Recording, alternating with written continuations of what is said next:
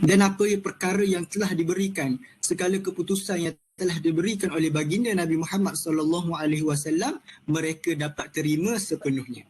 Apa yang kita dapat faham daripada ayat ini nak menceritakan kepada kita, segala perkara yang disampaikan oleh baginda Nabi Muhammad SAW adalah satu perkara yang benar, kerana baginda sendiri itu juga adalah merupakan ikutan bagi setiap umat-umat Islam.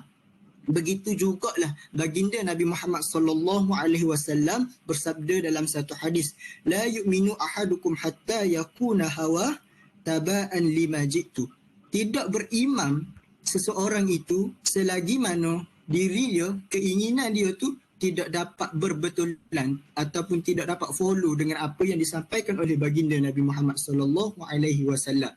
Justru itu sebagaimana dalam syarah menyebutkan, wa ahkamu syar'iyyatu tashmalu kulla saghiratin wa kabiratin fi hayatil insaniyah insan falikulli saghiratin wa kabiratin hukmun wa ahkamu tu'khadhu min kitabillahi wa sunnati rasulillah sallallahu alaihi wasallam wa ijma'il mujtahidin wal qiyas wa min masadira ukhra ikhtilafat fihi anzarul ulama.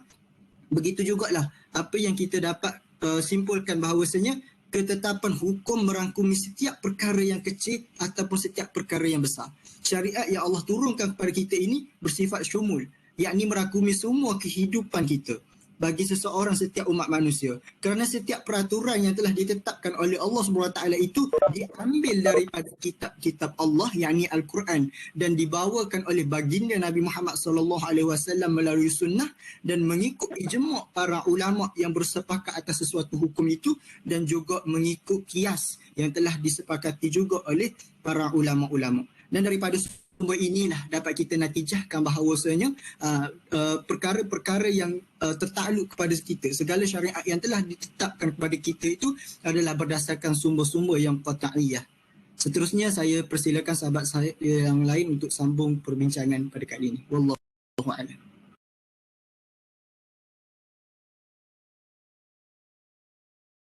Okey, baik. Itu mukadimah yang bagus lah. Saya rasa dah jelas apa yang disampaikan oleh Ustaz Hafiz tadi.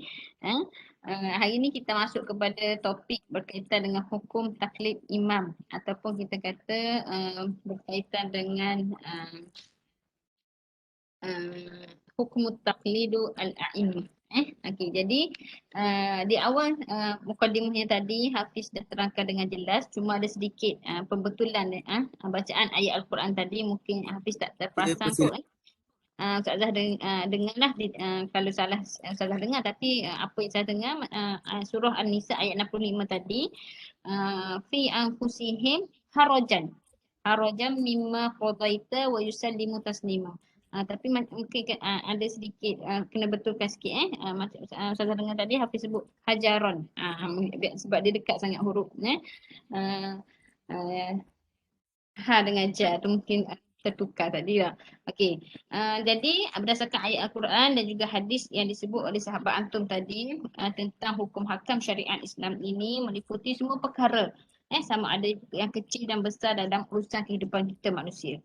Bagaimana kita menjadikan Rasulullah SAW sebagai ikutan, begitu juga para ulama yang kita jadikannya sebagai rujukan, dan sudah tentu hukum hakam ini diambil daripada sumber-sumber yang qat'i.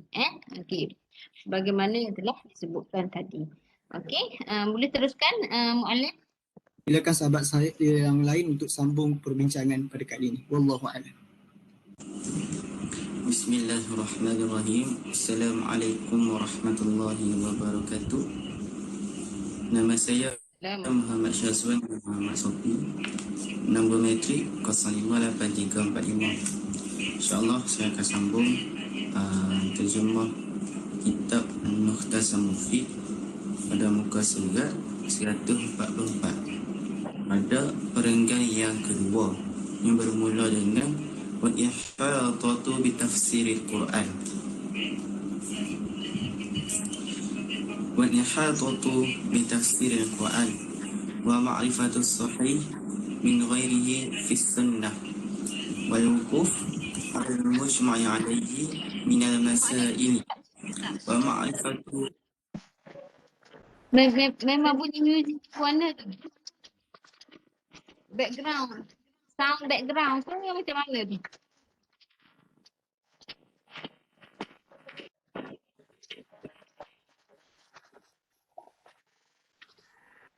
Rasanya memang macam ni Ustazah. Ya. Lepas tu saya rasa ada terganggu lah sebab kuat sangat. Jadi kita tak dengar pembentangan tu.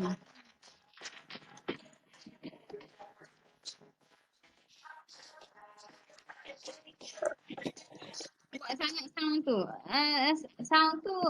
Sound background tu memang masing-masing buat ke macam mana? Ke memang ada setting masa rakam hari tu? Yang tu rasanya macam bunyi hujan kot Ustazah. Dia hujan. Saya tak letak apa lagu dalam video ni. Mak Syazwan dan Muhammad Sofi. Nombor metrik 058345. InsyaAllah saya akan sambung terjemah kitab Mukhtasar Mufid pada muka surat 144 pada perenggan yang kedua yang bermula dengan Wal-Ihatatu Bitafsiril Quran.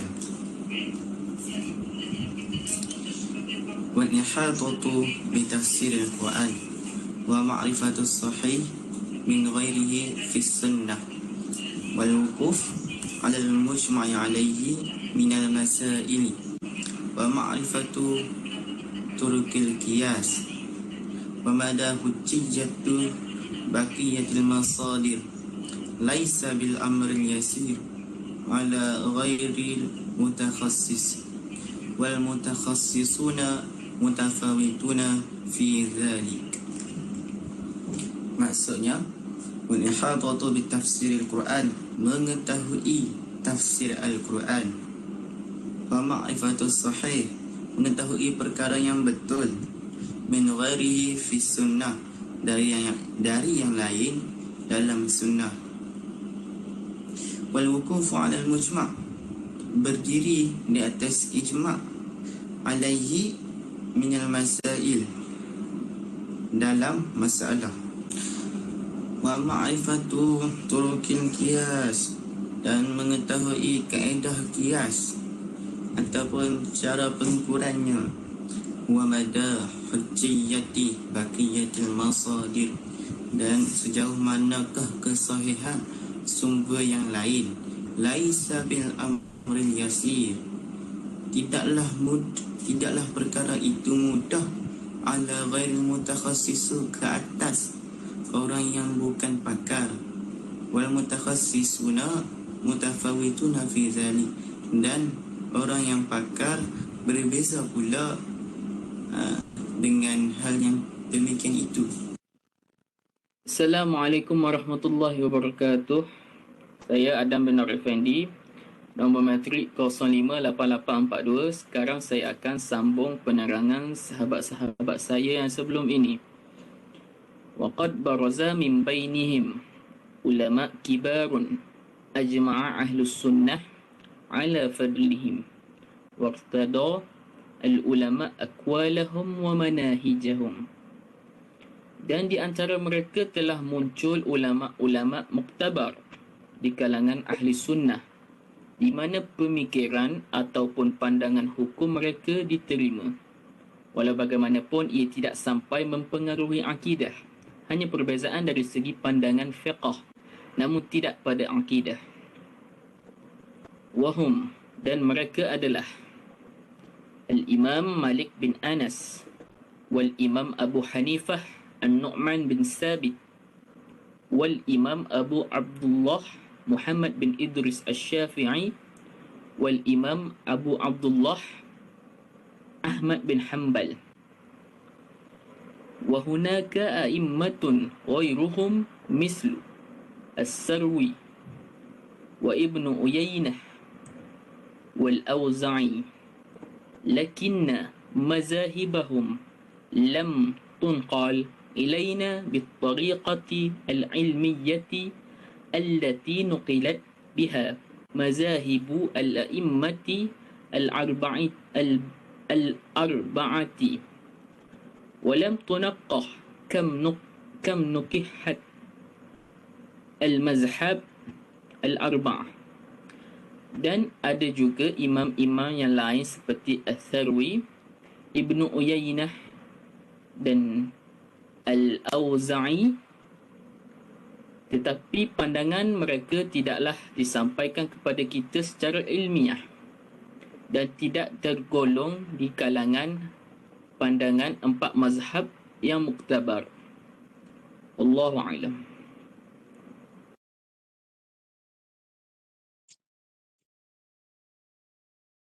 Okey. Okey, stop sekejap Muallim. Okey, sebelum kita masuk kepada poin yang seterusnya, okey, sebagaimana dinyatakan oleh sahabat Syazwan dan juga Adam tadi, bila kita sebut terdapat beberapa berkaitan dengan kita mendalami tafsir ayat Al-Quran ini, mengetahui sunnah yang sahih ataupun tidak, menilai masalah yang disepakati, mengetahui cara kias, dia bukan suatu perkara mudah. Okay. Disebut di sini ialah bukan suatu perkara mudah kerana dia memerlukan orang-orang yang pakar, yang benar-benar pakar dalam bidang ini. Okay. Sebab itulah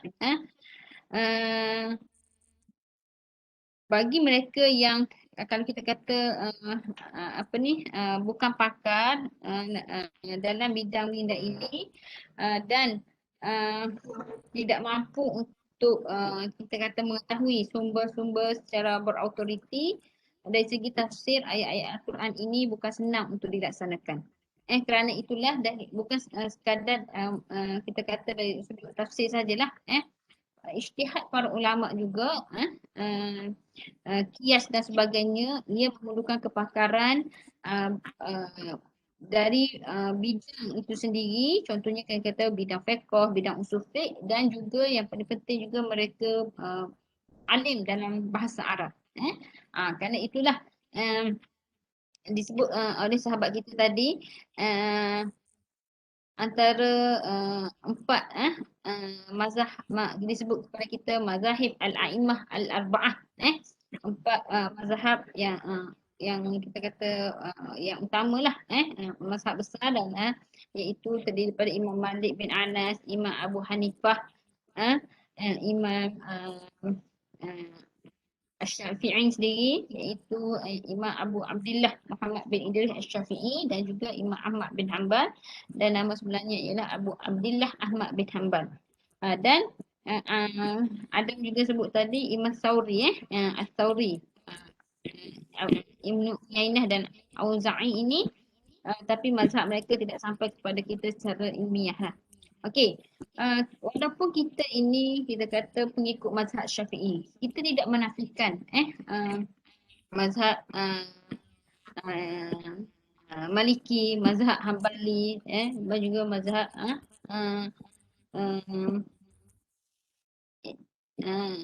Imam Hanifah, Imam Abu Hanifah. Jadi kita tidak mazhab Hanafi, kita tidak menafikannya. Maka setiap kita kata imam-imam ini dia ada kita kata kepakaran mereka masing-masing, dan inilah para ulama kita dahulu dia sangat teliti dalam mengemukakan sesuatu hujah, dan mereka ini terutamanya sumber rujukannya itu bukan yang biasa-biasalah. Mereka tidak akan tinggal sumber yang qat'i, yakni Al-Quran dan Al-Hadis. Okey, baik. Boleh sambung lagi Muallim yang seterusnya? Wallahu a'lam.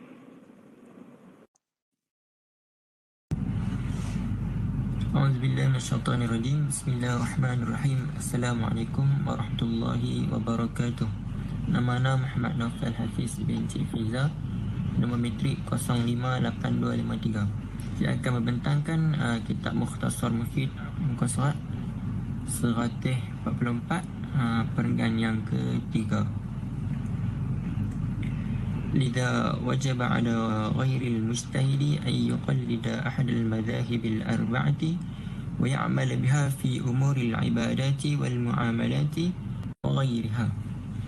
Maka wajib bagi yang bukan mujtahid untuk meneladani salah satu dari 4 mazhab dan mengamalkannya dalam urusan ibadah, muamalat dan sebagainya. Di sini ada 2 dalil. Yang pertama, qala ta'ala, a'udzubillahi minasyaitonirrajim, fas'alu ahla dzikri in kuntum la ta'lamun. Surah An-Nahl ayat 43.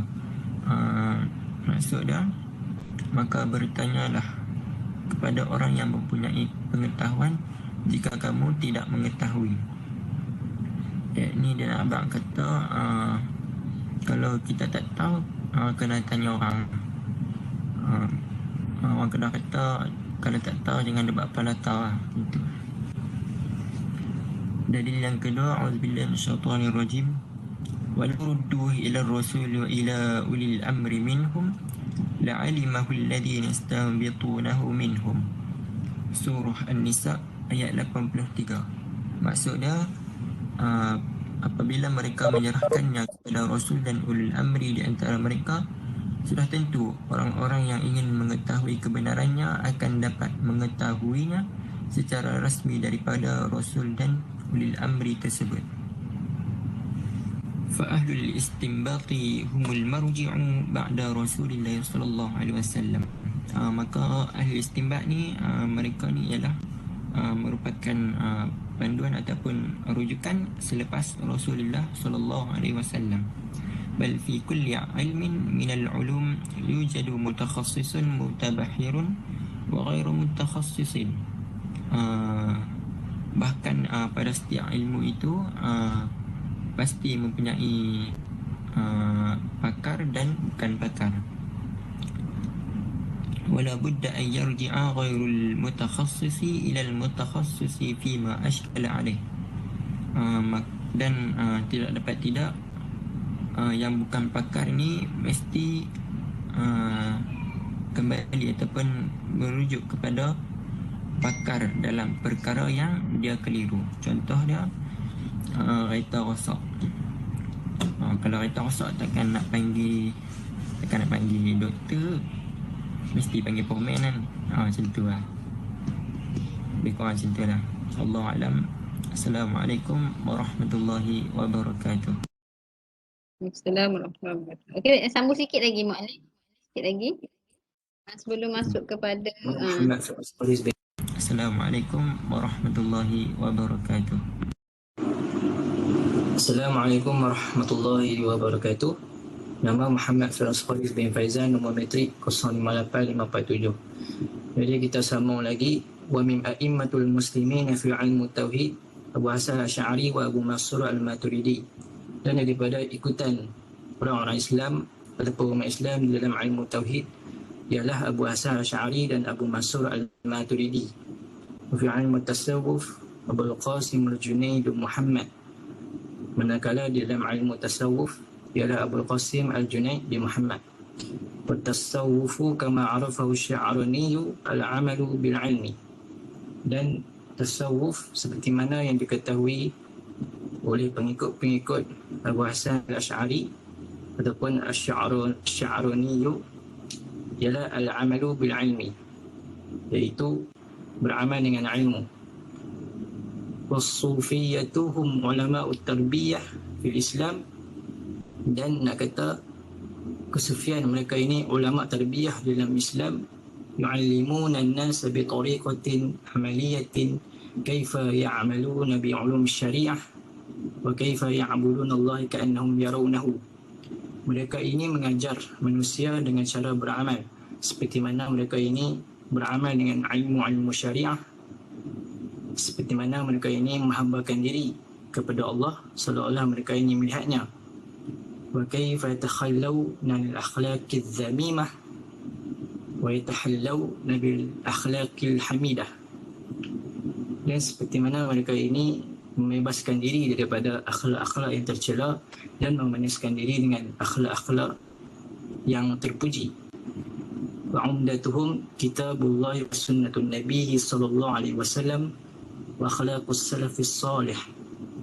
Dan sudah tentunya ikutan dan panduan mereka ini ialah kitab Allah dan sunnah nabinya sallallahu alaihi wasallam dan akhlak salaf yang salih.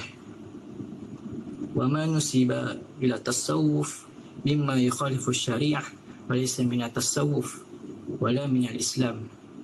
Dan apa yang dinisbahkan kepada tasawuf daripada apa yang bercanggah dengan syariat, maka ia bukanlah daripada tasawuf dan bukan juga daripada Islam. Jadi cerita dia nak bagi senang faham, daripada ikutan orang-orang Islam ataupun umat Islam dalam ilmu tauhid ialah Abu Hasan Asy'ari dan Abu Mansur Al-Maturidi. Manakala kat dalam ilmu tasawuf ialah Abu Qasim Al-Junaid bin Muhammad. Dan mereka ini mengajar manusia dengan cara beramal seperti mana mereka ini beramal dengan ilmu-ilmu syariah. Macam mana mereka ini menghambakan diri kepada Allah Subhanahu Wa Taala seolah-olah mereka ini melihatnya, dan seperti mana mereka ini membebaskan diri daripada akhlak-akhlak yang tercela dan memaniskan diri dengan akhlak-akhlak yang terpuji. Dan sudah tentunya panduan ataupun ikutan mereka ini adalah kitab Allah Subhanahu Wa Taala, sunnah Nabi-Nya sallallahu alaihi wasallam serta akhlak salaf yang soleh.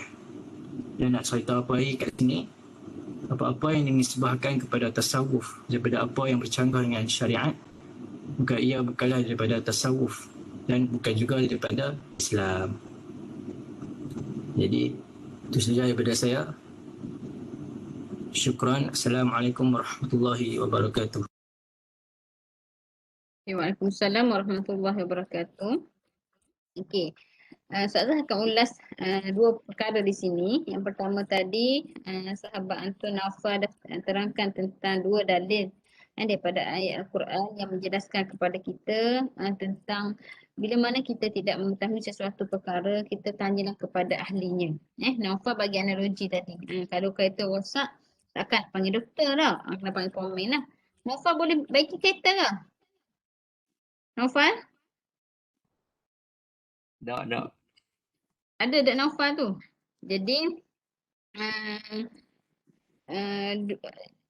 ya, dan yang dibentangkan oleh Firas tadi juga menunjukkan kepada kita kita sebagai orang Islam sebagai ikutan kita dalam ilmu tauhid tidak dapat tidak kita kata pelopor yang paling besar lah dalam ilmu tauhid ini itu Abu Hasan Al-Asy'ari dan Abu Mansur Al-Maturidi. Dalam ilmu tasawuf pula antaranya Imam Abu Qasim Al-Junaid bin Muhammad Al-Baghdadi dan juga antaranya lagi Imam Asy'arani. Okey. Begitu juga dengan Imam Al-Ghazali rahimahullah yang alim dalam bidang tasawuf yang mana menjadi ikutan pada kita dari segi kita kata catatan yang telah dicantumkan dalam risalah-risalah dan kitab-kitab mereka yang masih lagi dirujuk sehingga hari ini. Okey, jadi bila mana kita ini kita kata kita ni ghairu mujtahid lah, orang yang kita ni yang tidak berijtihad ni, kita wajib kena ikut. Wajib kena ikut antaranya ialah salah satu daripada mazhab yang empat tadi, iaitu Imam Syafi'i, Imam Abu Hanafi, Imam Malik ataupun Imam Ahmad bin Hanbal. Dari segi urusan ibadat kita dan muamalah serta sebagainya. Jadi tak boleh kita pandai-pandai kita kalau kita kata tak naklah saya ni tak nak ikut mana-mana mazhab. Tak boleh sebab apa? Al-amalu bil ilmi. Amal itu memang disertai dengan ilmu. So, tak boleh kita nak pandai-pandai kita kalau kita kata salah, saya tak nak ikut mana-mana mazhab. Jadi macam mana amalan kita? Tak boleh macam tu. Kerana itulah dari segi ni ia menjadi suatu perbahasan penting juga sebenarnya. Satu perbahasan penting. Sebab itu dalam sudut kita kata terutamanya ilmu-ilmu fardhu ain ni menjadi suatu kefarduan bagi setiap orang Islam. Kita kena tahu tentang belajar ilmu fiqh, ilmu tauhid, supaya kita antaranya ialah kita tidak tersesat jalan, dan segala perintah Allah Subhanahu Wa Taala kita taat, dan apa yang Allah Taala larang kita tinggalkan. Okey, baik. Mungkin yang terakhir ke Muallim? Poin yang terakhir? Ya, pembentang terakhir. Perenggan last. Okey, teruskan. Assalamualaikum warahmatullahi wabarakatuh. Nama diberi Muallim bin Hazhar, nombor matrik 058211 dari Diploma Usuluddin 2021-2022. Baik, saya menyambung lagi pembentangan saudara saya yang tadi mengenai topik hukum taklid al-a'immah. Baik, dalam petikan terakhir ini saya akan bentangkan di sini Dr. Nuh Ali Salman ada menulis bahawa terdapat beberapa imam mengenai bab hadis, iaitu antaranya Al-Bukhari, Al-Muslim, Abu Daud, At-Tirmizi, An-Nasai, Ibnu Majah dan lain-lain lagi ulama dalam bidang hadis. Baik. Kemudian fakullul ulumil islamiyyati la budda min ar-ruju'i ila al-a'immatil mukhtassin fiha. Setiap ilmu Islam tak dapat tidak semestinya kembali rujuk kepada para imam ataupun para yang pakar dalam bidang-bidang mereka sendiri. Disambung lagi, faqad nuqilat ulumuhum wa nuqihat mazahibuhum fa udhifa ilaiha wa muhhida sabilu amama tullabil ilm. Ilmu mereka dipetik dan mazhab mereka disemak dan ditambah ke atasnya dan diperhalusi lagi bagi mereka yang menuntut ilmu. Kenapa berbuat demikian? Hal ini kerana liyazalla al-islamu hayyan qadiran ala halli masyakilin nasi fi kulli asr. Ini kerana untuk menjaga relevansi Islam itu sejajar dengan permasalahan manusia sepanjang zaman. Amma allazi yu'radu an kulli hadhihi al-ulumi wal juhudi bid'awa al-ijtihadi wal iktifai bil kitab wa sunnati faqad dayya al-katsir. Adapun yang menolak akan setiap ilmu-ilmu mereka, hal ini kerana mereka memilih semata-mata kitab dan sunnah sahaja. Faqad dayya al-katsir, sesungguhnya mereka dalam kerugian yang besar.